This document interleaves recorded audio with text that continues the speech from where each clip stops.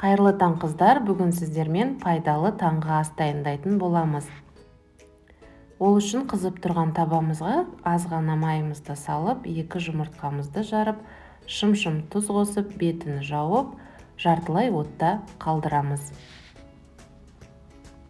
Жұмыртқаны қалауларыңыз бойынша толық пісіруге болады, немесе жартылай пісіруге де болады. Бутербродқа қажетті ингредиенттер: қара нан, 1 помидор және 1 авокадо.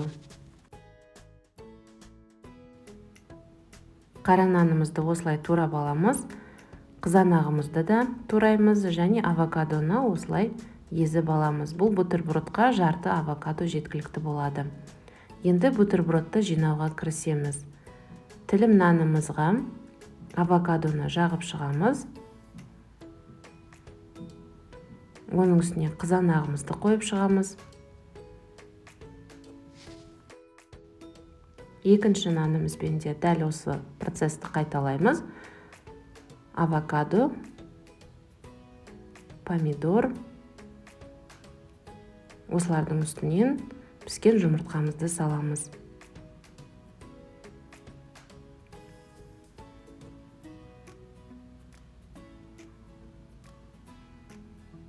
Маған жартылай піскен жұмыртқа ұнайды, сондықтан жұмыртқаны толық пісірген жоқпын. Яғни сары уызы ағып тұратын болады. Хош иіспен ерекше дәм беру үшін көк шөптеріңізді жұмыртқаның үстіне сеуіп шықсаңыздар болады. Жасап көріңіздер қыздар, өте дәмді таңғы ас, әрі денсаулыққа пайдалы. Астарыңыз дәмді болсын, күндеріңіз берекелі болсын.